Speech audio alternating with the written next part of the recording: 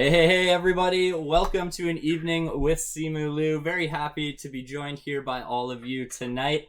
My name is Kyle. I'm an events coordinator here with Conestoga Students, Inc. My pronouns are he and him, and I'm currently sitting in our lovely event studio with our white, black, and orange background. I've got our TV screen here off to my left-hand side.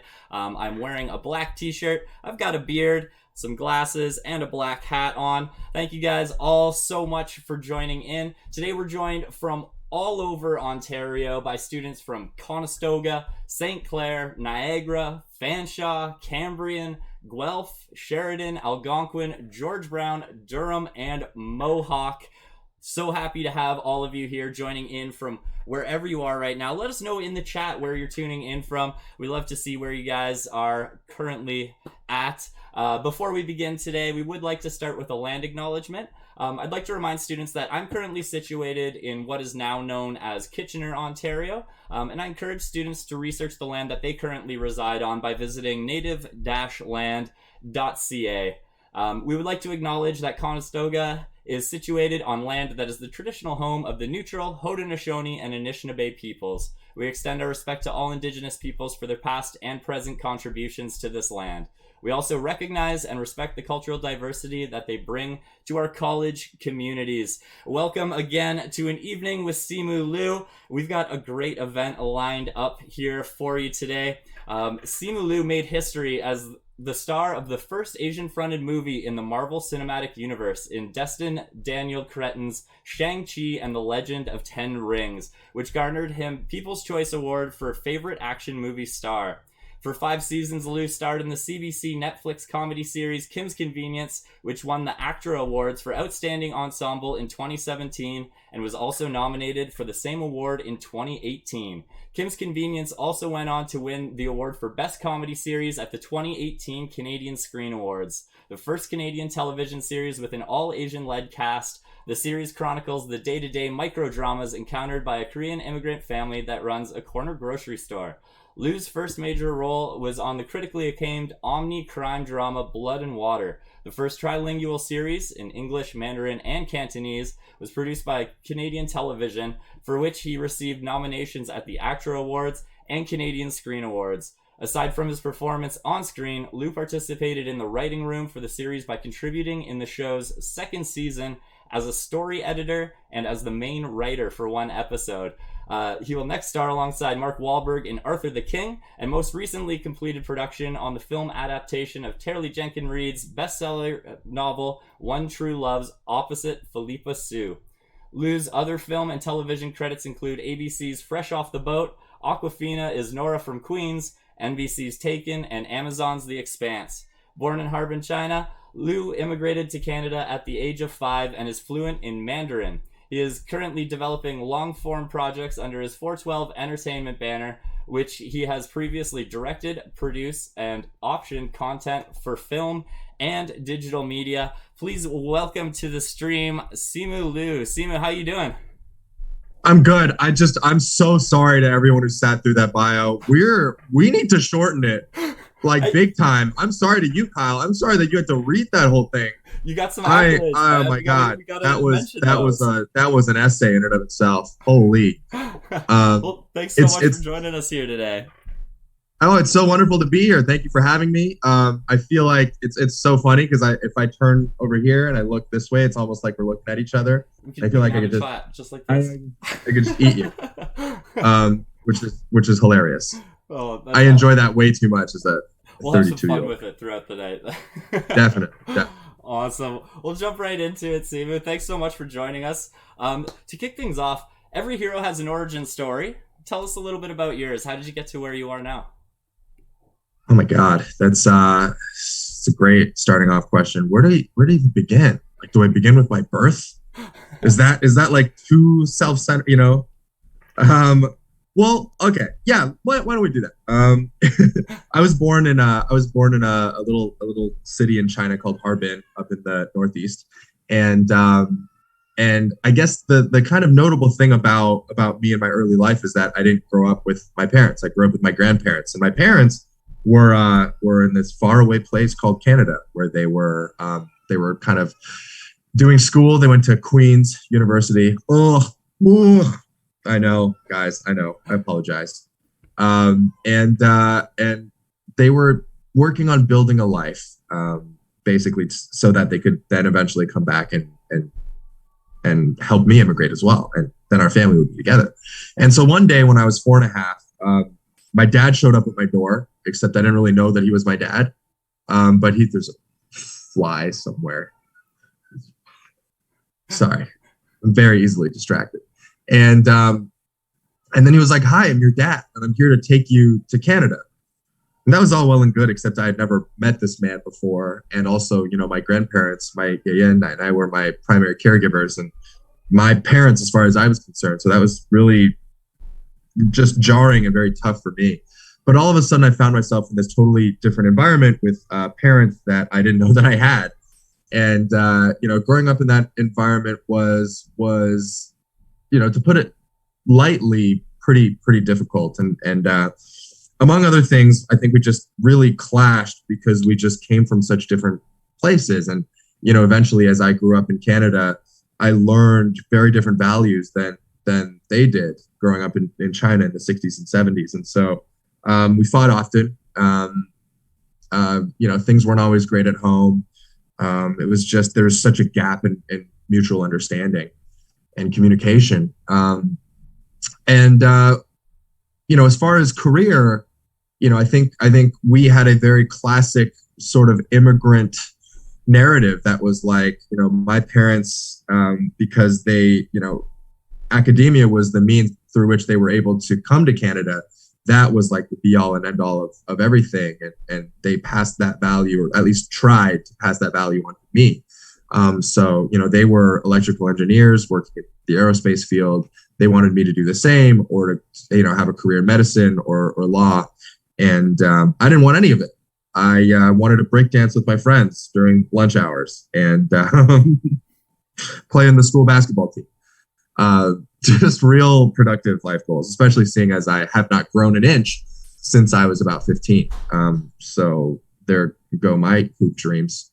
Although I will say Fred VanVleet and I are the same height. It's just that he is like one of the best basketball players in the world. And I just can't even make a free throw on a good day. Anyway, so when it came time to declare for college, university, I decided on business, finance, out of some just like misguided like image of going to work every day in like a really fancy suit, being really baller, having a nice car. Those are things that like mattered to me when I was 18 years old, and I thought that, hey, business would be that would be the right way to do it. And I wasn't a good student. I wasn't engaged in my classes. I was the guy that like showed up to class, sometimes fell asleep, mostly just like watched the clock and watched the seconds tick by until it was time to go. And I mostly just thought that that's what,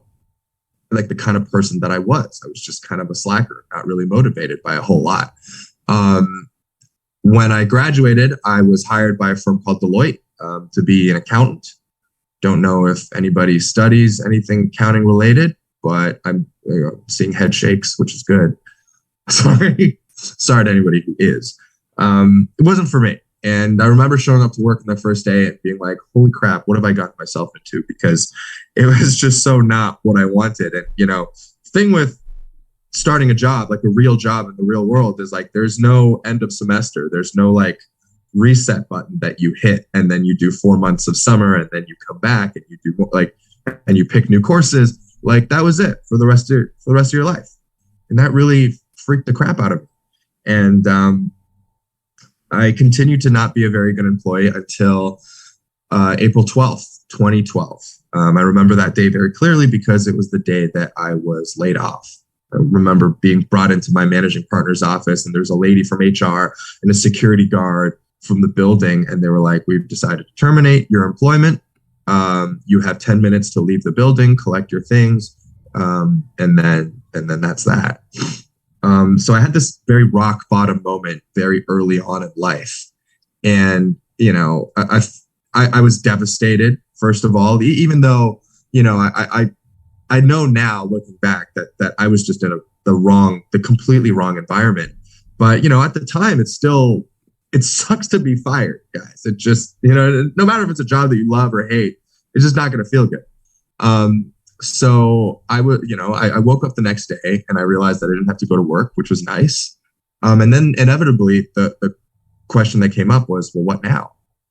And the answer for some reason was, I'm going to go on Craigslist. I'm going to search acting gigs in Toronto, which I would not recommend that you do today, by the way.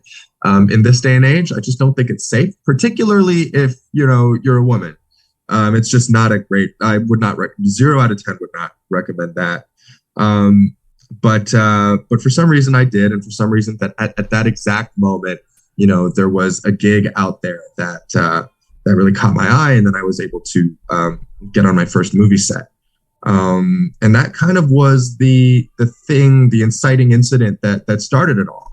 What I realize now looking back is I went through so much of my life living my parents' version of success and not really doing it particularly well, and I told you before, I thought that was just the kind of person that I was. But something really interesting happened when I started to go down this new path, this path of acting or, TV and film and whatever have you, is that I started to feel really energized. And I woke up every morning with the kind of just spring in my step that I never had before. And it was so invigorating and it was addictive. And it was it energized every cell in my body. I just wanted to do more. And I loved the person that I was while I was doing it. And I since come to realize that that's what happens when you are where you want to be in life, and I don't want to get too spiritual, religious, but I think you put out a specific energy in the universe when you're kind of in alignment with what you want to be doing. And it's really special. And so, unfortunately for my parents, who at the beginning did not understand at all, I found the thing that I was meant to be doing. Even though it took 22 years of not knowing anything and being a slacker and not being engaged with class to get there. But yeah, very long-winded way of answering the question. I gotta ask, you still breakdancing? I dabble. Awesome. I dabble. Look, my lower back, Kyle, my lower back is not what it once was. Okay. Whenever I used to be the guy that people would look at and they would be like, oh, you treasure your youth while you have it. And I'd be like, okay, boomer, I'm going to be fine. I'm going to live forever. Peace. And now whenever I play basketball with my friends or I break dance or, I do, for example, a fight scene for a movie, I really feel it at the end of the day, especially if I don't stretch. It's the worst thing in the world. So yeah. But I try. I don't know if there's any break dancers in the audience tonight, but I'll work top rock all day. I'll do the top rock and then a little bit of footwork, and then I used to be able to windmill pretty well. Nowadays, it's okay. It's just again, it's the muscles. It's the muscles. Gotta keep up that stretching. Yeah, you do. Oh, that's awesome. You've mentioned in some past interviews and in your book, We Were Dreamers, an immigrant superhero origin story, that you have a chip on your shoulder. Can you tell us what you meant by that? Oh, a chip on my shoulder. Yeah, I think, it's I think just this idea that, I wasn't going to take what the universe was giving me. I growing up in high school, I was never cool. Nobody ever taught me how to be cool. My parents weren't cool. They'd be the first ones to admit that to you. And I just didn't, I wasn't raised around that, but I wanted it so badly. And the thing is, the more you want to be cool, the less cool you are. But I didn't know it at the time. And I was just, never the guy. And I think it was that. It was just constantly feeling like I was looked through rather than looked at, I wasn't being seen. And so it was the thing that motivated me was just this, like, I'm going to prove them wrong one day. I'm going to prove them all wrong. And not the healthiest, having been in a little bit of therapy since then. I'm like, not the healthiest mentality to have, but at the same time, it was all I had at the time, propelling me forward. And it was that chip on my shoulder too that followed me, into my acting career and forced me to work hard, so much harder than I think I would have otherwise. Just because I felt like I was constantly making up for lost time. I was like 22 years old. I just basically decided one day that I wanted to be an actor. I didn't have any training of any sort. So I knew that I was going to have to really, really work for it. And I guess a little bit about where that chip comes from. And then, it was like even auditioning, like constantly being passed up, constantly being rejected, which is such a reality for actors, especially when they're starting out. I remember like every time I was rejected from like a very important audition or like a conservatory that I really wanted to get into, I would just always remember. I'm like, these people, they don't see me for who I am, and I'm going to show them. It was that kind of highly toxic mentality that I came from, I guess. Do you still carry that chip on your shoulder, do you think, or has things changed throughout your professional life as things have developed and since Shang-Chi and Kim's Convenience? Yeah, I definitely think I'm happier, which is great. I just think it can be an incredible motivator, but it can also just like really trap your mind into like a negative mindset where you could be experiencing extraordinary success, but then all you're seeing are the people who are saying bad things or who don't like you. And I think the more that I am able to do this job, which I'm very privileged to be able to do, the more I realize you just can't. You're just not going to happen. You can't have everybody like you. You could be the most delicious, the most ripe, the shiniest apple ever. And there's just going to be someone out there that just doesn't like apples. And there's nothing you can do about it. And I think accepting the things that are outside of your control and accepting the things that you can't change, that went a long way. That was a big turning point for me in just trying to adopt a more healthy and positive mindset towards life. And so now I think, I'm still working very, very hard, but, I'm in a very different situation now. And I'm in a situation too, where I get to use my platform to affect positive change. And, I can't do that if I'm constantly just like, just negative. I'm walking around with that chip. I think it's very privileged to be where I am. I'm very lucky and very grateful for it every day. So I'm trying to focus on that rather than the negative. That's great. How do you deal with some of that pressures? I know with the explosion of your career over the past little bit, sometimes that accessibility maybe isn't always the greatest of things. How do you deal with kind of those negative comments and negative pressures that come your way? God, there's so many. I don't know. No, the kind of what I was saying earlier. It's about framing your mindset. The Apple analogy was very helpful for me. I can't remember what motivational Instagram account I read it on, but very profound. And then I think changing my relationship with social media was huge too, and maybe like learning to distance myself from what was online, just because I feel like and the more people that I've spoken to in the public eye, the more I realize like this is not a natural state for human beings to exist in. From where we evolved from, just people who stuck in small tribes and caves. Like we're just not used to hearing all of the negativity in the world all the time and everyone's opinions on you being vocalized all the time. And when I was on the show Kim's Convenience all the way back when we first premiered in 2016, it was a great time to be on social media. Everyone, not that many people watched our show, and the people who did, who cared enough to comment on it, were generally people who loved it, and we loved engaging with their fans, and it was all wonderful. Marvel is a completely different beast. Um, there are lots of people who watch Marvel movies, and every single one of them has an opinion on it. And there are people who watch Marvel movies who hate Marvel movies. They can't wait to tell you how much they hate Marvel movies.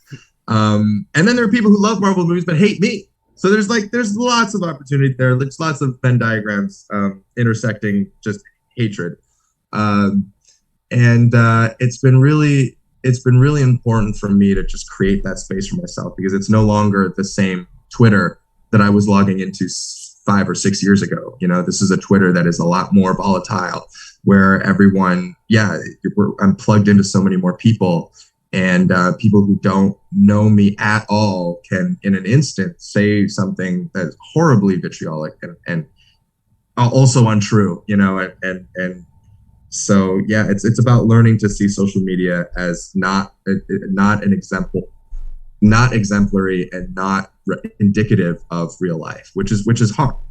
But people don't interact face to face the way that they do, you know, on the computer or over the phone. Like when we look at each other and we have a conversation, we're constantly trying to find ways to connect to each other. We're constantly trying to find the middle ground, and we're constantly giving each other the benefit of the doubt. We're constantly, you know, just trying to foster like a conversation of good faith. None of that stuff happens online. You know, for some reason that personable quality is completely lost on a screen. So I think the more that we all collectively realize that social media is not real life, I think the better off we'll be, honestly. That's great advice. The whole highlight reel and the way people interact is completely different, like you mentioned. Yeah, watch the TikTok guys. Yes, doing some TikTok dances. No, that's awesome. And great advice to take into all of our lives, learning to distance ourselves a little bit from the social media and realize that that isn't how real life is, and that isn't how people are necessarily living, and being able to create spaces within our own lives to live the way that we want to. So that's fantastic advice. You mentioned in the past that your heritage has caused you to be overlooked for roles. I wanted to dig into that a little bit. You've mentioned that you had been pigeonholed before prior in roles that you had got before. How can students watching this take, as they move through their careers and inevitably end up in decision-making roles, be conscious of these biases and make changes with their own respective institutions and within themselves? Right. So just like a really easy question, like just like a really, we like to keep it like very simple. Oh, give me super straightforward question. Okay. No, how do I solve institution? Okay, great. No, let me think about that one for a second. My experience with my ethnicity in this industry, you know, it's not been like Hollywood. You know, we talk about Hollywood sometimes as if it's like some sort of like single-minded organism that operates out of like it's like its own gigantic thing, when in reality it's comprised of just hundreds upon hundreds of production companies, agents, managers, talent, you know, directors, writers, actors, everyone. And they all come from different backgrounds, or at least now they do. They didn't always. But really, like, that's the environment that I came up with and that I came up under. And the show business of that time, which is about 10 years ago, was a lot more homogenous than it is now. And so the parts that were being written for actors of color, for minority performers, were not great, because there were no minority writers to write those parts, and there were no minority directors to, you know, direct the characters in a way that made sense. And there were no minority studio executives or network heads that were, you know, actively looking to, you know, greenlight projects that spoke to those voices. And so, of course, I was not given the best material to start off. Like, my first role, I had to put on a Chinese accent. I was Hong Kong desk cop #1 for Nikita. My second role, I was air traffic controller #1 for Mayday, and we're putting on a Japanese accent. Like, that was just a part of my reality. If I didn't want to do those types of roles, well, guess what? I wasn't employed, you know? And what I think has started to shift in the last maybe 5 or 6 years And what will continue to make change is that the gates are opening, and that power is being democratized across so many different ethnic groups, so many different identities and perspectives, that we are seeing a lot more um, diversity, and not just in front of the screen, behind, which is where I would argue the change is really critical, right? It doesn't matter if I'm a character on a screen. If my character was not written authentically, then I'm doing myself a disservice. So something that we were very, very adamant about for Shang-Chi was, Asian American filmmaker, Asian American screenwriter, just working together to make sure that we had characters that felt like they were real, that they were lived in, and that they had perspectives that were authentic and relatable. Because otherwise we would have gotten a Jackie Chan movie. And not that I hate Jackie Chan movies, I love Jackie Chan movies, and I idolize Jackie Chan, but he's not me. He the characters that he plays in movies are foreigners that come from Asia, and he's always paired up with like a quirky American sidekick, and and the joke is how much of a fish out of water he is, and how much he doesn't belong. Whereas I grew up here, and I want to watch movies and read stories about people like me who grew up having to navigate these different cultures, and all of the like little nuances and the idiosyncrasies that came from that. So that's really what will affect change is people like yourselves, like you mentioned, Kyle, being in those decision making positions, and then if you're a person of color, it's about making sure that you are speaking out when you should be, and that you're identifying your and challenging your coworkers whenever you feel like there's a blind spot that is happening, or that they can't see. Or if you're not a person of color, that you are aware that you may have blind spots, and that you open the floor and allow people with different perspectives to speak up and create a safe environment where they can feel empowered to do so. Especially on movie sets, which are so collaborative. I've yet to be on a really disastrous one where there's one person that's like, this is my way or the highway. And I found that in every situation where the director or the head producer has been collaborative and has asked questions and has been very upfront with what they don't know, the better a working environment that is for everyone. So yeah, I hope that you all become that and embody that spirit of collaboration. That's fantastic advice, Simu. Thank you for sharing that story and sharing that advice with students today. We can all take that forward, moving forward.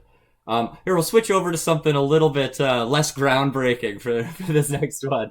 How did you react to being casted as Marvel's first Asian superhero, and knowing you are now quite literally a superhero to so many kids around the world watching these films? You said less groundbreaking. How's that less? How's that any less groundbreaking? Oh man. I cried hysterically, as one would, when being notified that they are now a member of the greatest cinematic franchise ever in the history of humanity. No, it was an incredible moment. I was in my underwear. I was eating shrimp crackers alone in my apartment, and then all of a sudden I get this call from Burbank, California, and then I pick it up, and it's Kevin Feige, the president of Marvel Studios. He's like, "You want to be Shang-Chi?" And I was like, "Yeah, let me think about that for a second." And then 4 days later, I'm on a plane to San Diego, going to Comic-Con with Angelina Jolie. Like, I literally, it's a true story. I ended up having dinner with Angelina Jolie because she sat at my table, mostly because I was at a table all by myself. It was me and my manager and like 8 empty seats. It was like the first day of school, when you're like carrying your lunch and you're like, "Oh, great. Like, I don't know anybody here." And everyone's sitting in their table. Like everyone knows they're in their little clique, right? Like the Black Widow people are, the Black Widow, and then the Thor people are over there. And I was like, okay, great. It's just me and my manager, Chris. And then in walks Angelina Jolie, and she's got she's got a lot of people with her. She has children. She has, publicists, team members. And she looks left and she looks right. It's like all full tables. And then she looks dead ass right at me and my 8 empty chairs. And then she's like, "No, I'll sit there." And the look of terror on my face as she was coming towards me, because I was fully planning on just like eating by myself. I was like mentally resigned to that. And I kind of liked it. I was like, yeah, I'll be alone. And I was not prepared for Angelina Jolie sitting down across from me and having dinner. So that was the thing that happened. Um, and then the other part of your question, which was about inspiring kids and whatnot. I mean, it is crazy because I always there's a part of me that's always pretty cynical about that stuff. I'm like, how much is that really happening? And it's crazy since the movie's come out. I've had countless parents tell me just how much their children have been affected by that movie, and not necessarily just East Asian parents, not necessarily even Asian parents or even immigrant parents. I mean, I think it's just an incredible feeling to see a superhero, that looks just a little bit different. And whether you're Asian or not, I think it just helps to shape your worldview. Excuse me. It helps to shape your worldview, and it helps to show that that we belong and that we deserve to be here just as much as anybody else. And that's something that over history has not always been taken as a truth. And certainly in the last couple of years, with COVID and with everyone's anxiety running high, there've been just such an uptick in hate crimes against Asian Americans, Asian Canadians as well. So I really do think a movie like Shang-Chi is important. I think it's important for people to see themselves represented in this culture, in this society, and to feel like, yeah, they belong. Not that they're people from afar that are fundamentally different and are scapegoated for things. It's just this is just somebody that I grew up with, or this is just somebody this could be my neighbor. This could be the guy that parked my car at the San Francisco Fairmont. That's awesome. Is there how do you handle that level of influence now that people are coming up to you and telling you how much you like that? Is there any downsides to being that accessible, being recognized like that? What do you think? I don't know. I people don't know me when I walk down the street. No, there's I mean, it's the most incredible privilege in the world, but of course there's downside. It feels like, of course it feels weird not to be able to have a moment to yourself, and I find that's harder and harder. It all it takes sometimes in a space for you to feel like not quite, I don't want to say safe, but like not quite able to just kind of let go and be yourself, is one person that recognizes you. And then all of a sudden it feels like you're being watched, and it feels like you can't be just like your regular, goofy, stupid, dumb self. And you have to be a superhero, for sure that it comes with downside. I remember when we were promoting the movie, there would be like professional autograph seekers that would camp out outside my hotel and our hotels of where we were staying throughout the press tour. And, these people didn't care about me. They wanted a signature so that they could sell it on eBay, but that's the kind of world that we live in. And it'd be a totally different story if I was meeting actual genuine fans, but it was like so painfully obvious that these people were just kind of there to exploit a piece of the, whatever flavor of the week. And there's kind of different versions of that story. But what I can say is that having a solid support system throughout all of it has been just so critical for me to remain kind of relatively grounded throughout all of this and not go absolutely crazy. And I've got my friends, who I've known since I was 12, with me. I have just the best people, and most important of all, I have my parents with whom I have like the best relationship now. So, especially as you get older, the importance of those friendships, and not just general friendships, not just friendships of convenience, which I'm sorry to say, you guys are really young, but like a lot of your friendships aren't going to last. They're just not. It's an uncomfortable truth. And I hate to be the one to break it to you, but it's just human beings, we're just not meant to have a close knit circle of 40, 50 people. It just doesn't happen. And even if you did, it's very unlikely that of those 40 or 50 people, every single one of those people would be willing to help you in a bind at like 3 a.m. Those friendships are critical. Those friendships are worth nurturing. And as you get older, you will discover who those friends truly are for you. And it's both, I mean, sure, it's a little sad, but it's also really incredible to realize, oh my goodness, these are my people. These are my people that I'm meant to go through life with. It can actually be an incredible feeling. Absolutely. You mentioned it's hard sometimes to get out and let loose with those groups of with your support group and stuff because of having the public eye on you. What does a night out for Simu Liu and his friends look like? If you could let loose anywhere. I want to tell the sexy version, right? It's the Oscars. My makeup artist arrives at 3 p.m. There's a knock on the door and my stylist is sporting the new Versace. And she says, try this on. But wait, I've already tailored it perfectly to your body. And then I try it on. And then a limo picks me up. And I go to the Dolby Center. And I walk on the red carpet. And Tom Hiddleston says hi to me. And Brad Pitt hugs me and tells me how much his children love watching Shang-Chi.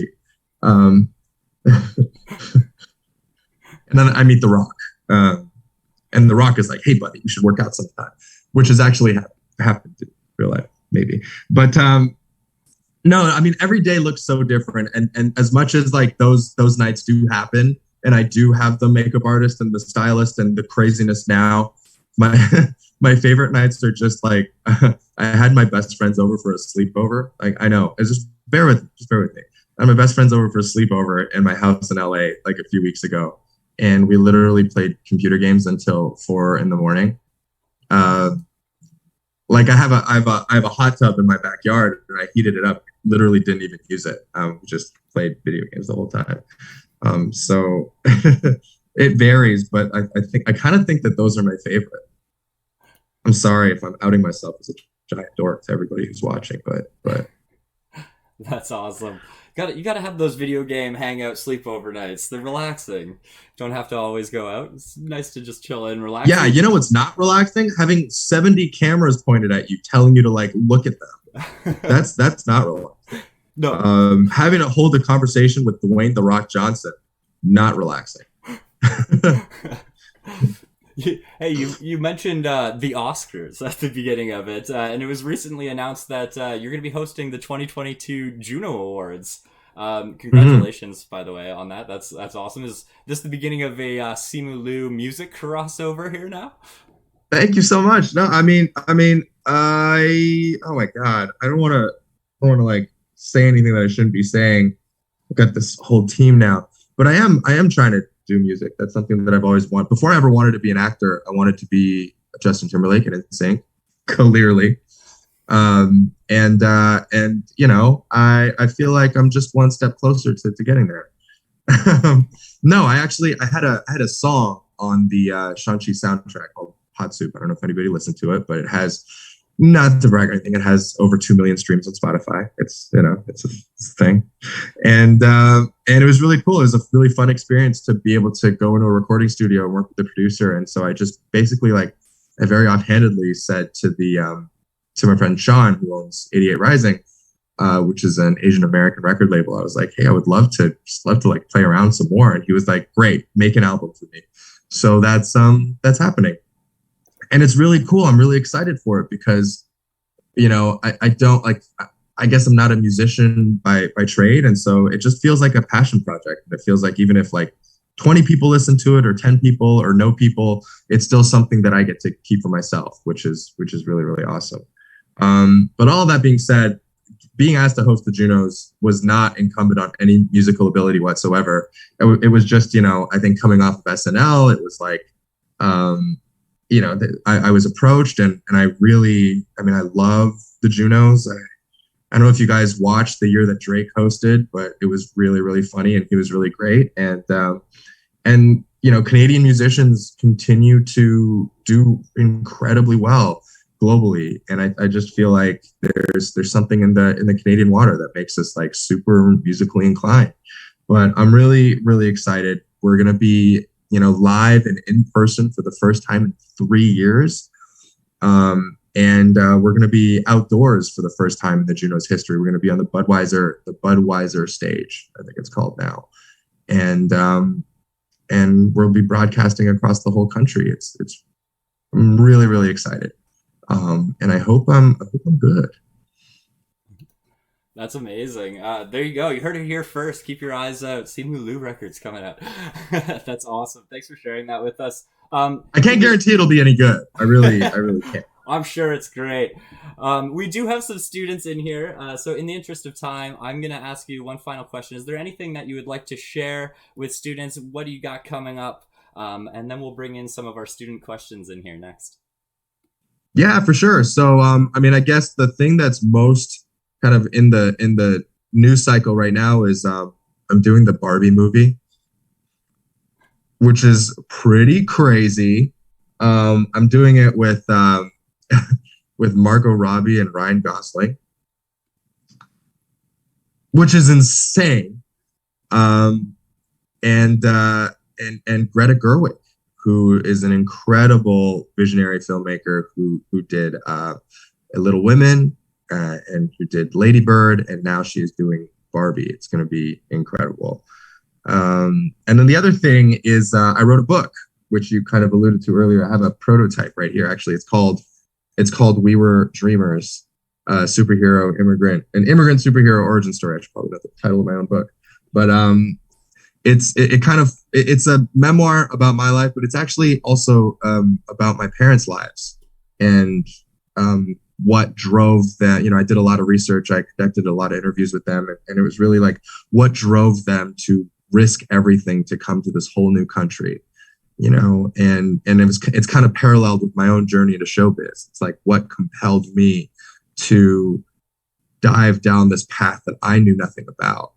And it all felt like so parallel and so meaningful, just like my life and my parents' lives echoing the same kind of desire, this burning passion to like look to the horizon, find a dream, to find purpose in that, and then to pursue it with everything that we had. I think there's just such a beautiful immigrant story. And I would like to read you a quote from Olivia Munn, who says that it is a sincere, funny, and fascinating love letter to family and a guidebook to pursuing your dreams, which is a pretty big deal.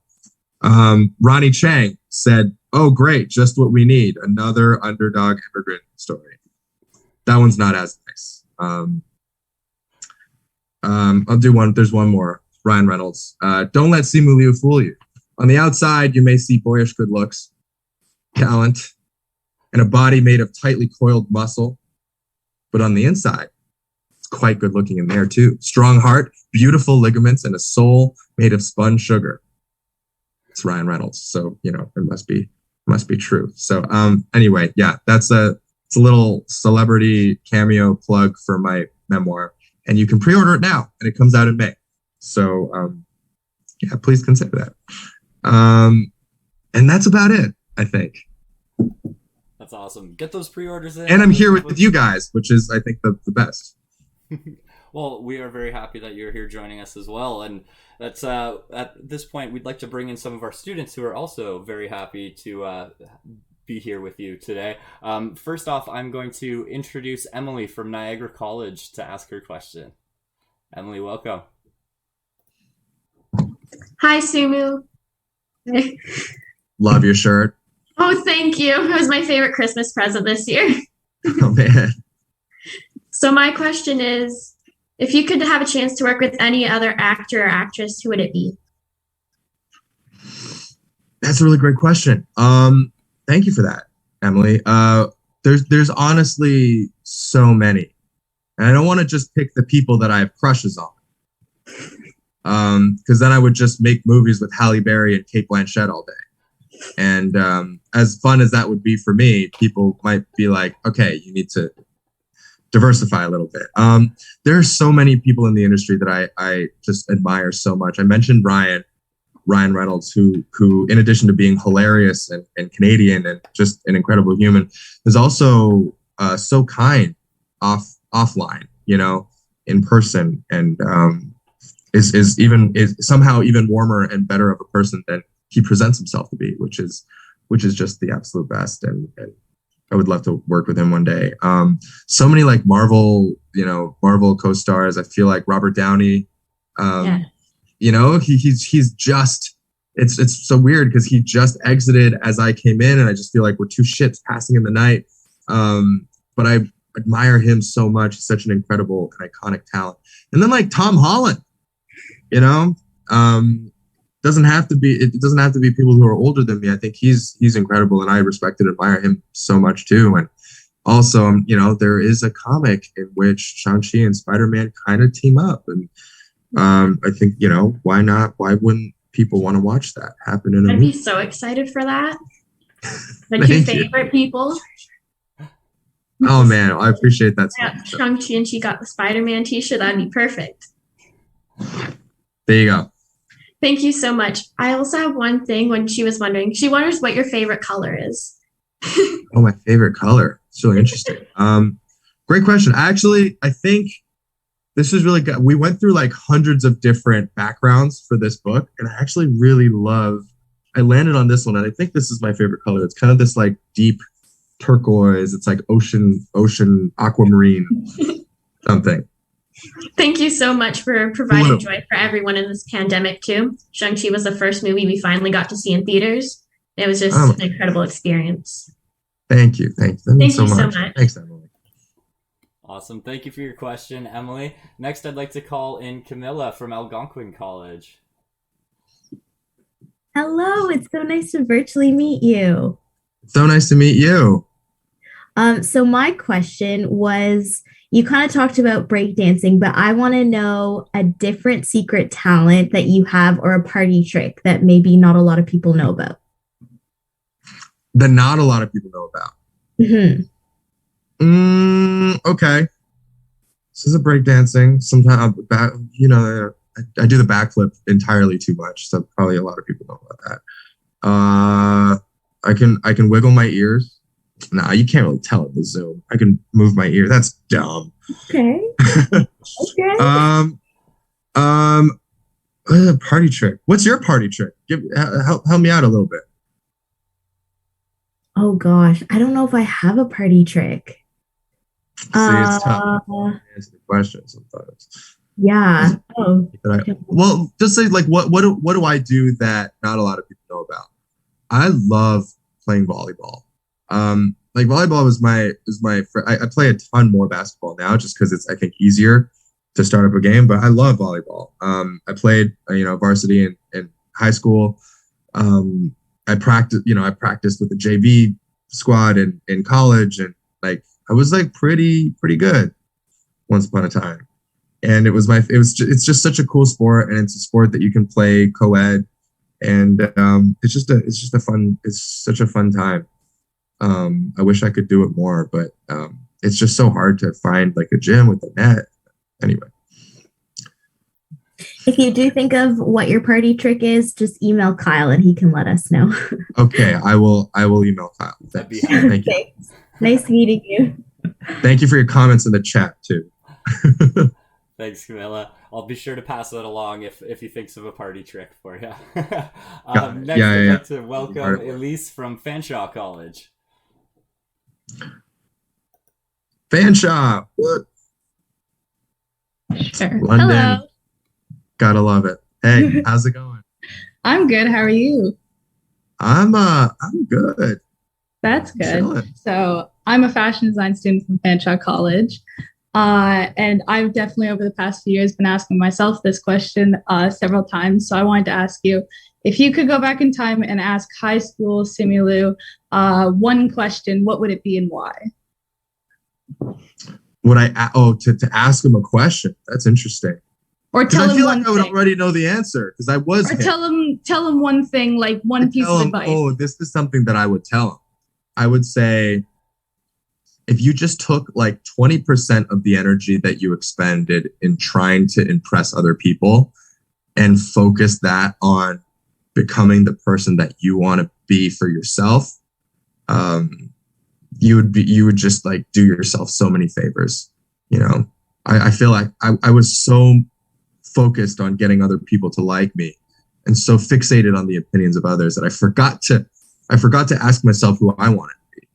And so I wish I could do that. And the other thing I would say is that, you know, and this is just girl advice in general for just a young adolescent boy, is that sense of humor is by far the most important thing.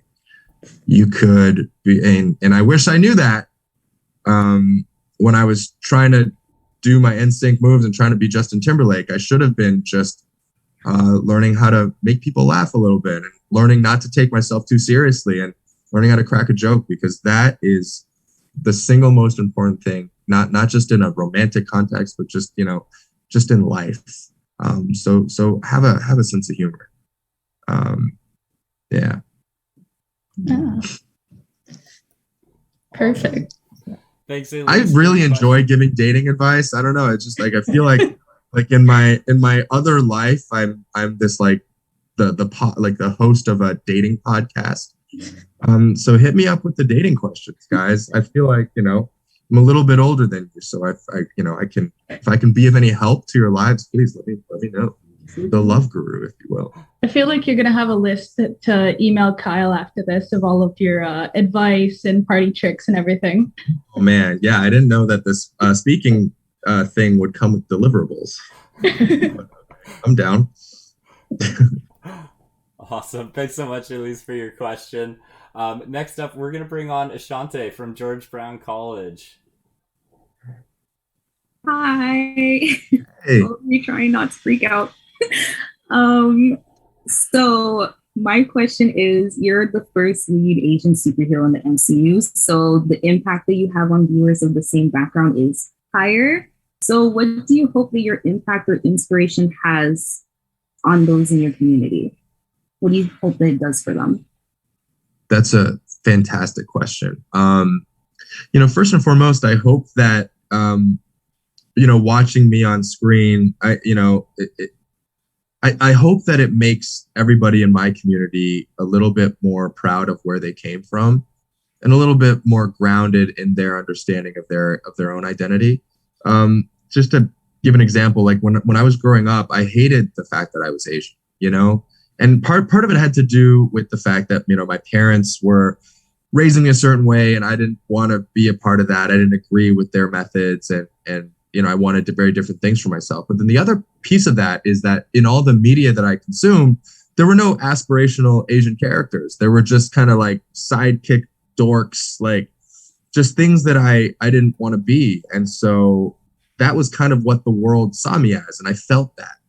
And so being Asian, my culture, my language, my face, the shape of my eyes, that all became things that I became very ashamed of. And so the most important thing that I hope happens is that, you know, Asian American, Asian Canadian, you know, people watching the movie will feel proud of who they are and will feel, you know, like a little bit more like they can stand on their 2 feet and feel like they belong. And then, you know, further to that, I think it's like as my career progresses, I want to become more than just somebody who is in front of a camera saying a bunch of words. You know, I want to be somebody who affects creative decision making. And, you know, my team and I have been actively producing projects and looking for those stories that delve deeper into our community and our experiences to be able to share those stories. So that's another thing that I hope to accomplish with my platform. I love you. I love your movies. You're great. Please keep. Oh my God! Thank you so much. Thank you. It really was just the one movie, but you know, I just appreciate that. It was convenience. I count it. Okay, fair enough. We'll count this. Yeah. Awesome. Thank you, Ashante, for your question. Up next, we've got Eric from St. Clair.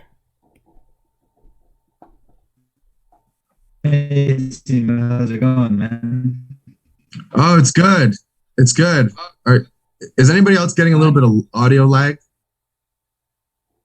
Just a little bit. Oh, no worries. No worries. Keep going, Eric. All right. I'm a student rec management student, so my question is a lot about athleticism. So when I watched the behind the scenes documentary that they had on Disney Plus for the Shang-Chi movie, they talked a lot about your training for the role and what you did to prepare for that. Which scene brought the most out of you physically? And have you ever done any other projects that had that much physicality? Great question. So thanks for that, Eric. No, I have never done any other project that brought out what was the level of physicality that Shang-Chi had. I think after counting, we had 17 fight sequences in our movie, and I wasn't in all of them, but the ones that I was in were absolutely crazy. I would say the bus fight for sure. By sheer length of time, we shot that sequence over 5 weeks.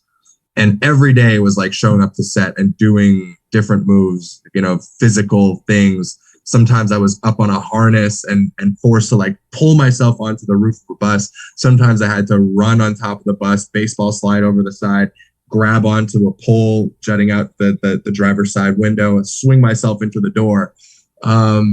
So yeah, that was a pretty intensely physical process. And then I'll say the fight with the death dealer. That sequence, because it's so intricate and so hand to hand, we did so many takes of that. That was the only time where I actually physically collapsed on set. Like I was so drained at the end of the day. I couldn't even move. I was just like, I found a mat and I just laid down and just was completely immobile. So it was fun times. I'm so glad that I'm not doing it right now. And, as much as I look forward to doing a sequel, which we're definitely going to do, I'm not looking forward to the preparation of that one bit. That's cool, man. Thanks very much. I appreciate it. Oh, no worries. Thank you. Awesome. Thank you so much for your question. We've got a few students left here. Next, I'm going to bring in Roshni from Cambrian. Hi, Simu. Hey. Hello. I hope I don't freak out. So my question is that you have moved up from stuntman to a TV actor, and now that you're the main lead in one of the most profitable production houses in the world, did you notice any changes within you, or did you notice any changes in the way that people treat you? And what has remained constant throughout this whole journey? Yeah, I mean, I think there's bound to be some sort of change, right? I was growing up, I was so used to people not noticing me. I was so used to being looked through instead of actually being seen. And then all of a sudden it was like, Jimmy Fallon wants you to go on a show. You're like, what? That's crazy. Or it's like they want you to host SNL. And so I think it's obvious. It's very easy to be cynical about it and say, well, of course, I'm in the spotlight now. Of course, like that's what the industry does. It just chews people up. It spits them out. But then I think about what that opportunity can mean for everybody watching. Maybe some kid tuning into SNL will see me and think, oh my God, maybe I could do that someday. Or we'll watch the Marvel movie and say, man, I've always been super interested in movies. Like maybe that's something that I can do. And I don't know, that's a really incredible feeling. I mean, but to answer your question, sure, it always, that's kind of just the way the world works, which sucks. But the good thing is, I think I'm very aware of people's agendas and what they want from me in any specific point in time. And I also choose to surround myself with people who could not care less about any of it. And to those groups of friends, I will always be just like that little idiot 12-year-old. And that's very important. You really need that. And I just wanted to say that your hair looks really beautiful. Oh, thank you so much. Thank you. Yeah, this has caused quite a lot of debate online. A lot of people very adamant. Thank you so much. It was nice talking to you. Thank you. You as well. Thanks so much, Roshni. Next, we've got Ting Chi from Conestoga. Hi. Hi. I have a question. I know being an actor isn't easy. I know it's hard, and you may also need to get know well for the character that you're trying to be with, and also memorize whole scripts, like whole plays or scenes. And what is the most unforgettable experience when you become an actor? The most unforgettable experience becoming an actor. I think. My God, there's so many. I mean, maybe you can just pick one of the unforgettable experience.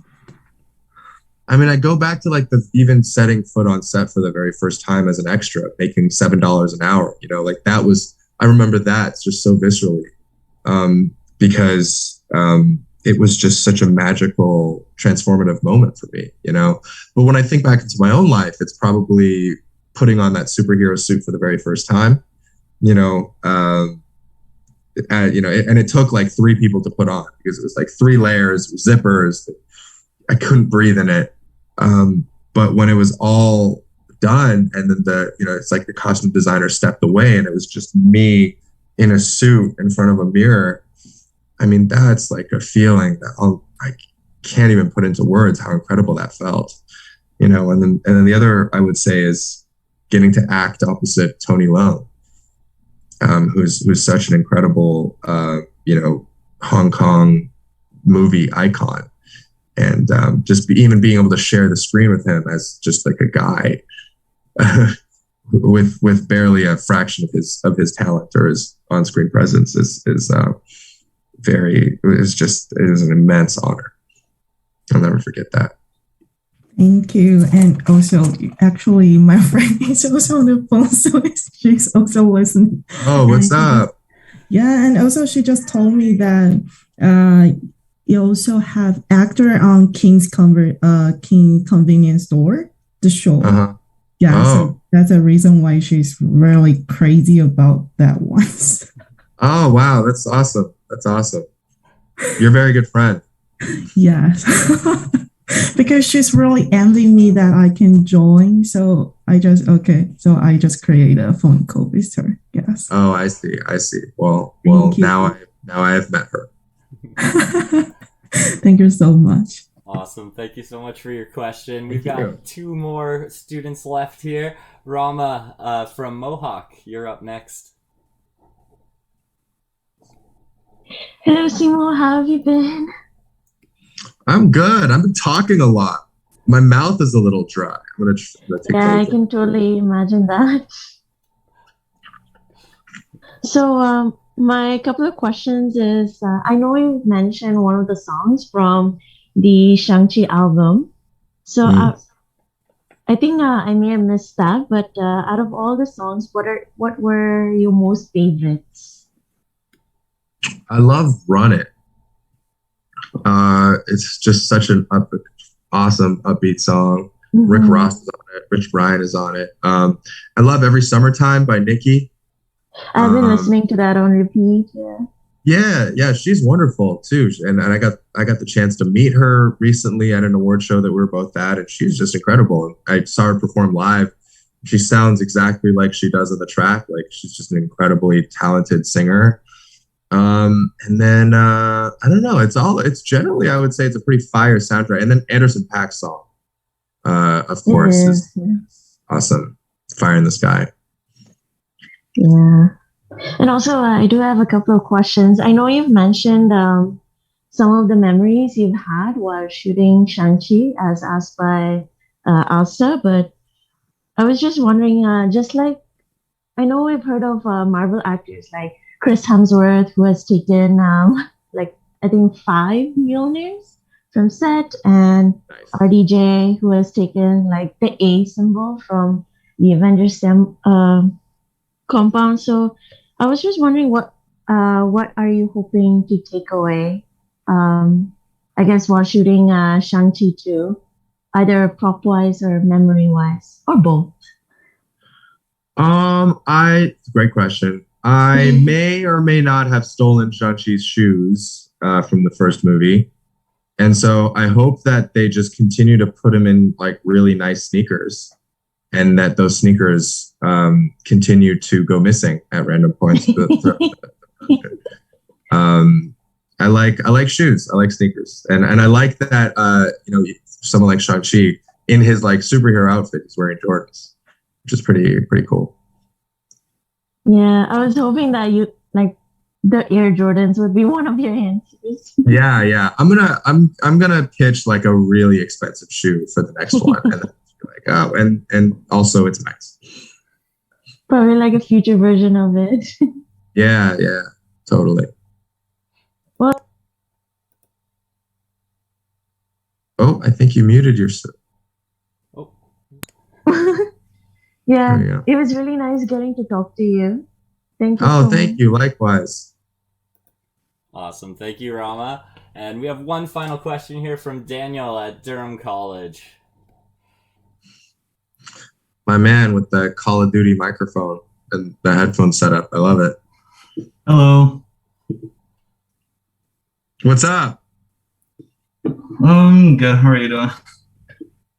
I'm good. I'm kind of envious of your headphones.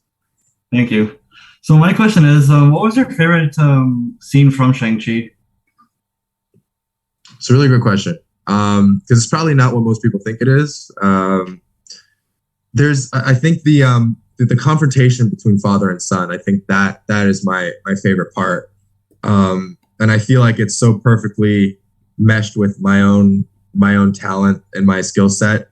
I was very lucky in that first fight between myself and Wenwu, where I've got the staff. That's like 95% me.